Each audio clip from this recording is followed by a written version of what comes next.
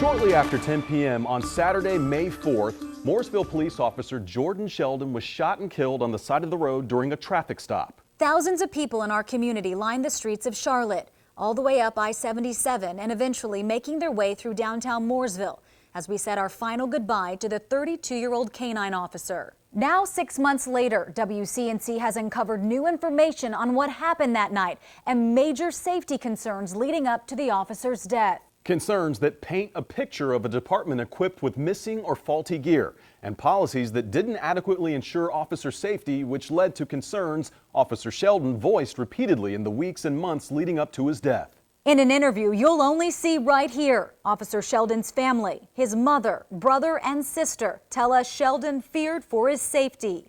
Fears that came from the very department he relied on to watch his back.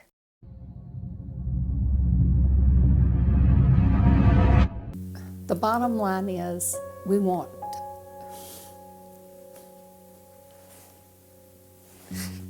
Jordan loved being a policeman, and he would want other police officers to be safe. So that's our whole reason for being here. The pain is still raw for the family of Officer Jordan Sheldon. He wanted to be a police officer. He genuinely wanted to make a difference, and he genuinely wanted to help people.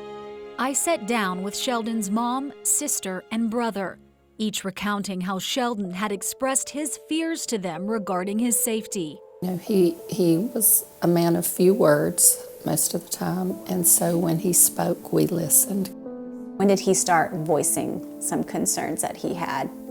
The last year, just about every time we got together as a family, he voiced concerns. Jordan was not a dramatic person. When somebody starts sentences at family dinner with, "if I die in the line of duty," that seemed wildly out of character for him, and that was alarming to us. His family says his complaints centered primarily around missing or malfunctioning gear, and what he says was a glaring oversight of department policy. He told us he felt like he did not have backup. I mean, that was a fear that he said multiple times, that he was afraid because he didn't have backup. In fact, at the time of Jordan's death in May, the Mooresville Police Department did not require 2 officers be dispatched to each call, as is customary in many departments. Interim Police Chief Ron Caperciani has reviewed the body camera video taken the night Officer Sheldon was shot. WCNC obtained audio from the radio traffic that night. Dark in color Honda Civic. Just out of the blue, the guy just grabs a gun and shoots. Officer down, officer down. While the video has not been released, he told us the man who was pulled over did not appear to be a threat, seemingly polite and responsive to Sheldon's requests. When Sheldon returned to the car after checking his license, the man fired 3 shots without warning. Where is the ambulance? Everybody needs to calm down. You're not helping freaking out. Probably our biggest and I think most egregious concern is that he was alone when he died, in terms of officers there. Mooresville's police chief Damon Williams was suspended a month after Sheldon's death, amid an investigation sparked by claims of a hostile work environment. Since taking the job of interim chief, Caperciani changed the department policy, now requiring 2 officers to respond to every call. That wasn't done here.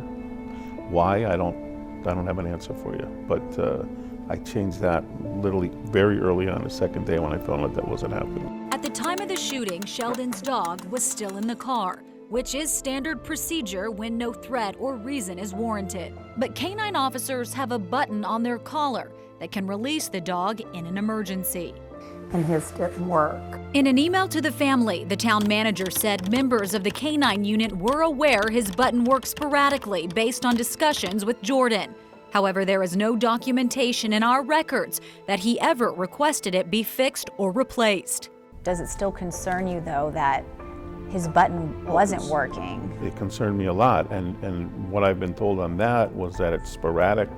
Sometimes it worked, sometimes it didn't. So as far as I know, that's been corrected. There's also no documentation regarding another one of Sheldon's concerns.